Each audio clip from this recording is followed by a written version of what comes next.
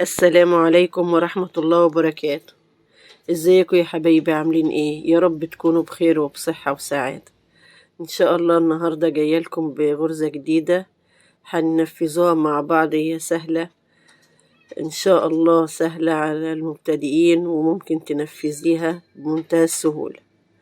بس يا ريت يا حبايبي قبل ما نبدأ الفيديو، اللي لسه اول مرة يشوف قناتي يشترك ويفعل زر الجرس عشان يوصلوا كل جديد.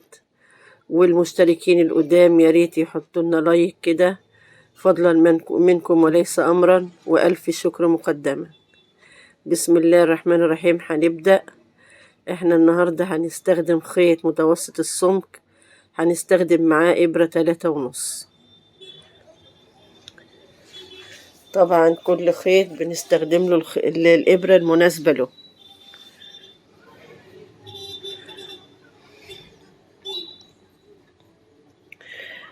هنبدأ ونعمل عقدة البداية كالمعتاد زي ما أنا متعودة، بنعملها زي ما انتوا شايفين كده، لف لفة على الإبرة وبعدين نعودها زي ما انتوا شايفين. هنشتغل عدد من السلاسل يكون عدد زوجي، يعني يقبل الاسم على 2. يعني ممكن يبقى 6 8 10 12 14 وهكذا. طبعا انت لو بتشتغلي بلوفر او بتشتغلي حاجة يعني بتاخدي المقاس وبتشتغلي عدد سلاسل بالمقاس اللي انت عايزاه او المقاس المطلوب. يعني هنرتفع 3 سلاسل وهخش هلف لفة وهخش في الغرزة الرابعة، هسيب 3 سلاسل اللي هم الارتفاع، وهخش في الرابعة واعمل عمود بلفة. هاخد لفة على الإبرة وهخش في الغرزة اللي بعدها واعمل عمود بلفة. باخد لفة على الإبرة واخش في الفتحة اللي بعدها او الغرزة اللي بعدها واسحب، يبقى معايا 3 حلقات على الإبرة، بسحب 2 وبعدين 2 وهكذا. ده العمود بلف. باخد لفة على الإبرة واخش واسحب، هيبقوا 3 حلقات اطلع من 2 وبعدين 2.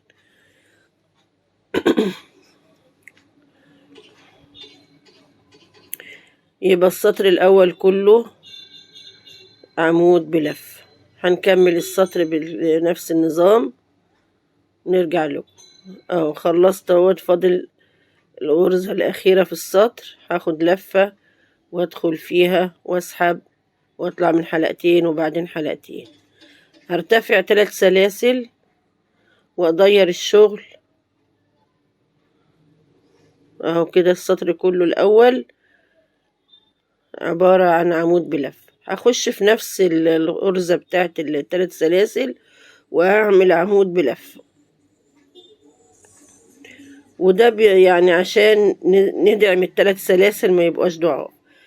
هسيب اول عمود ما اشتغلش فوقه، وبعدين اشتغل عمود فوق العمود التاني. هلف لفة وبعدين اخش في الفتحة اللي انا سبتها، العمود اللي انا كنت سايباه، واخش اعمل عمود بلف.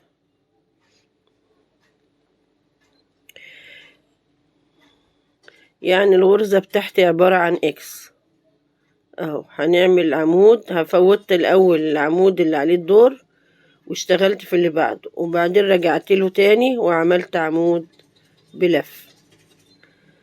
يبقى كده الغرزة بتاعتي عبارة عن حرف الاكس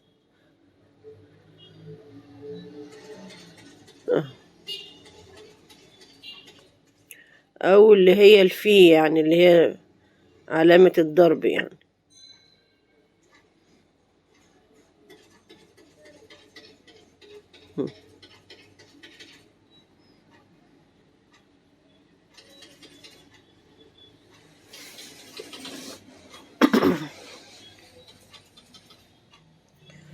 هنشتغل السطر كله بالشكل ده. هاخد لفة افوت عمود واخش في العمود اللي بعده واعمل عمود بلفة، وبعدين اخد لفة وارجع في العمود اللي انا فوتته وادخل فيه واعمل عمود بلف.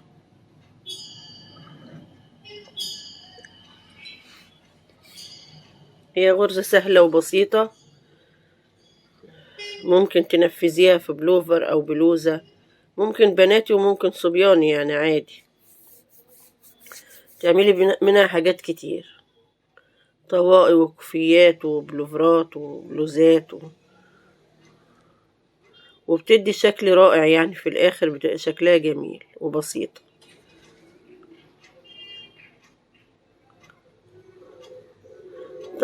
طبعا هي للمبتدئين سهلة، مش محتاجة عد ولا محتاجة حاجة،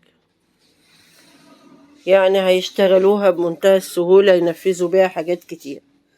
ممكن تشتغلي بيها كوفيات، ممكن طواقي، ممكن ملابس أطفال،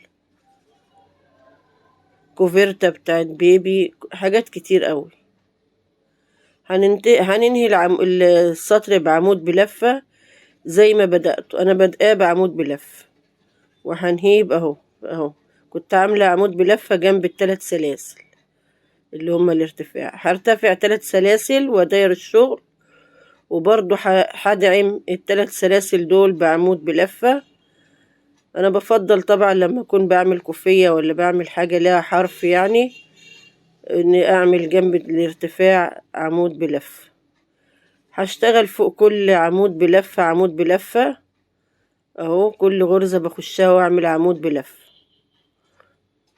يعني انا بكرر السطر الاول تاني.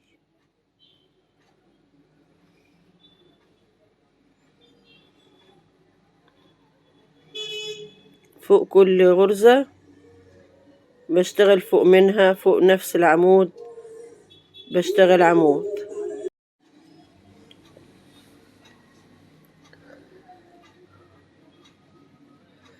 يبقى الغرزة بتاعتي عبارة عن تكرار سطرين، السطر الأول والسطر التاني. كده أنا بكرر السطر التاني اللي هو عبارة عن أعمدة بلف.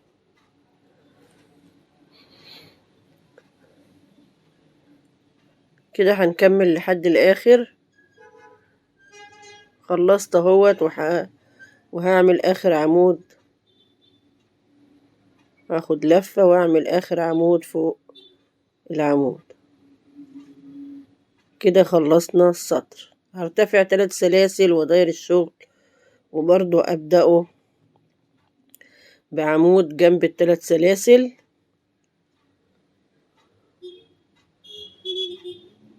وبعدين هفوت غرزة واروح التانية واعمل عمود بلفة، ارجع للغرزة اللي انا فوتها واشتغل برضو فيها عمود بلف. ناخد بالي اللي لازم يبقى فوق الغرزة يبقوا فوق بعض مصادفين بعض كده اهو. هنفوت بقى غرزة واروح في اللي بعدها اعمل عمود بلفة، وبعدين اخد لفة وارجع للعمود اللي انا فوتته واخد فوقه عمود بلفة اهو.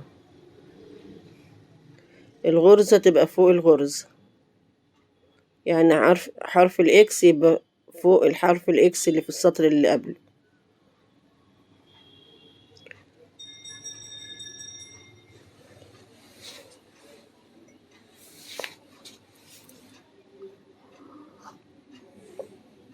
ممكن نقوله عليها غرزة ضفيرة، ممكن نقوله عليها حرف في الاكس، يعني الاكس يعني ممكن تسميها زي ما تسميها، بس هي غرزة بسيطة وجميلة وسهلة جدا للمبتدئين.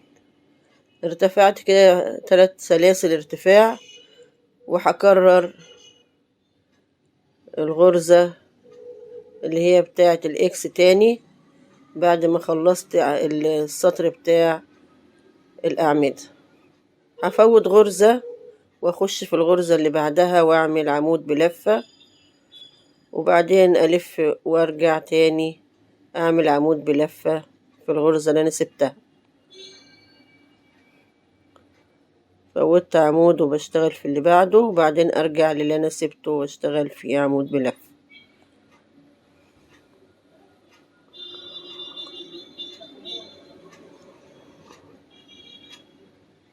هي غرزة سهلة وبسيطة،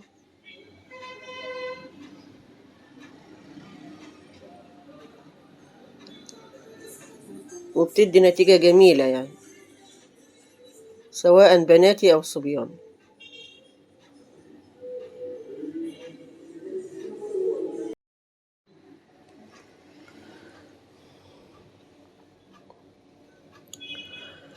هنكمل السطر كله بنفس الغرزة. يا رب تكون الغرزة عجبتكم وتقدروا تنفذوها بسهولة، هي سهلة جدا، ممكن تقدري تعمليها في ملابس أطفال على العيد، كل سنة وانتم طيبين، تنفذي بيها حاجات كتير. ممكن تعملي بيها جاكيت لطفل، أو ممكن طاقية أو حاجات كتيرة يعني ممكن ننفذها، أو فستان لطفلة يعني.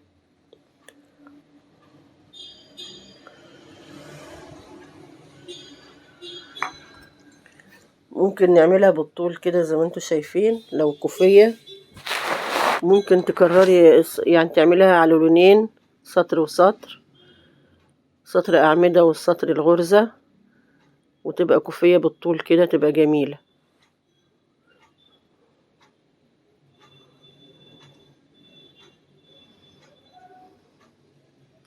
أنا عاملة منها جاكيت،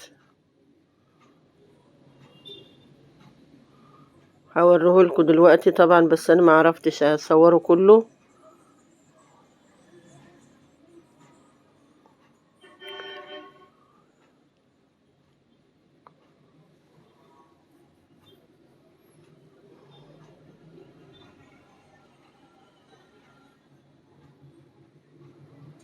اهو عاملاه بلونين اهوت. يا رب يكون عجبكم الغرزة وتنفذوها، والسلام عليكم ورحمة الله وبركاته.